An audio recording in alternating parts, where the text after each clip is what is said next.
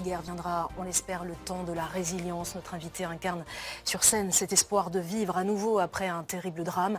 Raphaël Personnaz, bonsoir, merci d'être des nôtres.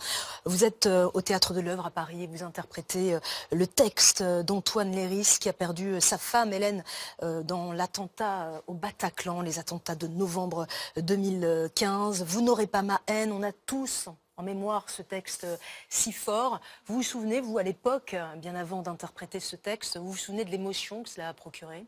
Oui, 3 jours après les attentats, j'avais pu lire sur les réseaux sociaux la lettre d'Antoine Léris. Évidemment, j'avais été pris par l'émotion et puis après, j'avais pu le voir à la télévision parler de ce deuil et il en parlait avec une énorme... il y avait une lumière qui se dégageait de lui, il y avait quelque chose de très fort. Et c'est cette force que j'ai retrouvée dans le texte, que j'ai hésité à interpréter parce que j'avais peur qu'on tombe...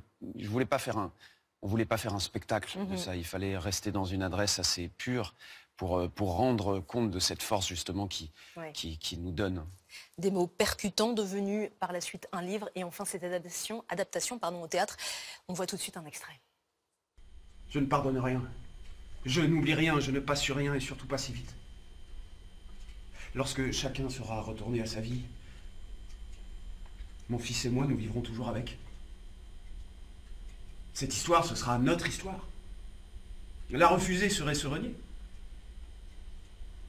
Alors bien sûr, avoir un coupable sous la main, quelqu'un sur qui on peut reporter sa colère, c'est une porte entrouverte, une occasion d'esquiver sa souffrance.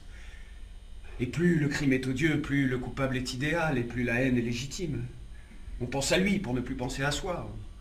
On le déteste lui pour ne pas haïr sa vie. On se réjouit de sa mort pour ne plus sourire à ceux qui restent. Mais on ne sèche pas les larmes sur la manche de la colère.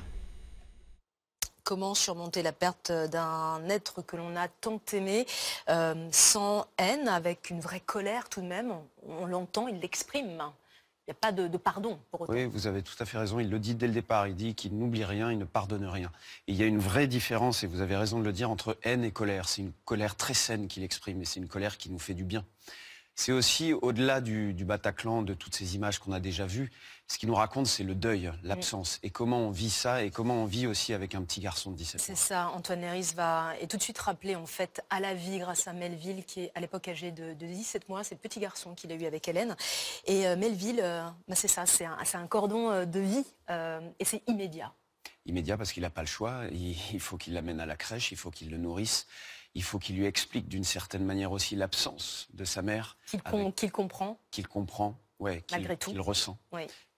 Au-delà des mots, il le ressent très fort dans sa chair parce qu'il sent que sa mère n'est plus là depuis 2 jours. Donc ça, il arrive à le percevoir. Il y a cette absence. Oui. C'est surtout ça qui est très émouvant, c'est l'histoire de ce père et de ce fils qui s'élèvent seuls. Oui, puisque les événements du Bataclan sont évoqués très rapidement et ensuite c'est pas tout de suite la reconstruction parce que c'est un terme peut-être un peu fort, mais en tout cas pas à pas on voit un homme qui se lève aidé par son fils et puis aidé par des mots tout de suite très vite accouchés. C'était une nécessité pour lui, impérative. Absolue, ouais, c'est-à-dire qu'au bout de 3 jours il a cette force, oui, en effet, comme vous le dites, c'est malgré lui. Ça sort malgré lui. Il les a choisis, chacun, il les a mariés ensemble, mais c'est une nécessité vitale qui l'aide à se reconstruire au jour le jour. Vous n'avez pas eu peur d'incarner une telle personnalité? Il est devenu presque un personnage. Cette histoire dramatique l'a même certainement dépassé. Vous n'avez pas eu peur d'aller sur scène et de vous mettre dans la peau d'Antoine Léris?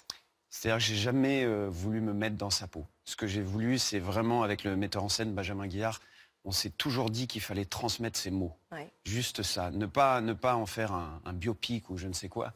Il s'agissait vraiment de retranscrire l'émotion pure et forte qu'on avait pu ressentir à la simple lecture. Et la responsabilité qui est la vôtre est immense, parce qu'en fait, cette histoire, c'est aussi l'histoire de France, une histoire contemporaine. Oui, et d'ailleurs, on sent bien... dans la salle, moi je sens que le public arrive chargé évidemment des choses qu'il a vécues à ce moment-là et c'est une vraie communion autour de ce texte. C'est un texte qui a traversé nos frontières aussi, qui est une vraie référence aujourd'hui. Ça a pris une ampleur que même Antoine Léris n'aurait jamais pu imaginer. Et dans la salle, on imagine des rescapés, des attentats, du Bataclan ou d'autres, des familles de victimes qui viennent aussi pour faire ce travail de résilience. Sans doute, ouais, sans doute. C'est un moment difficile, sans doute pour elle.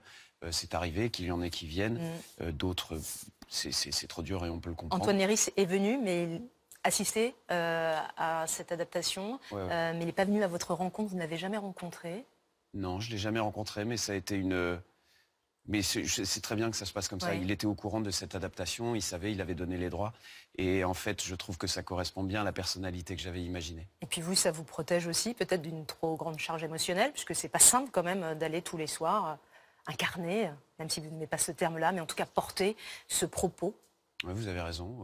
Il faut en même temps s'impliquer totalement, garder pas une distance, mais en tout cas, moi, ce qui m'aide, paradoxalement, ce texte qui nous parle d'un moment extrêmement douloureux, donne une force incroyable. C'est ça qui ressort.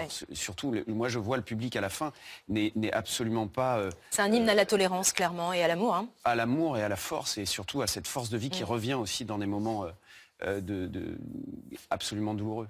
Le temps est terminé, mais je voudrais juste quand même qu'on souligne la partition de votre pianiste, d'une pianiste qui vous accompagne et qui vient ponctuer ce récit de manière très délicate et subtilement. Un grand merci d'avoir accepté notre invitation. Et je le rappelle, vous n'aurez pas ma haine, c'est au Théâtre de l'Œuvre, très beau théâtre au passage, à Paris jusqu'au 14 avril. Un grand merci, Raphaël Personnaz.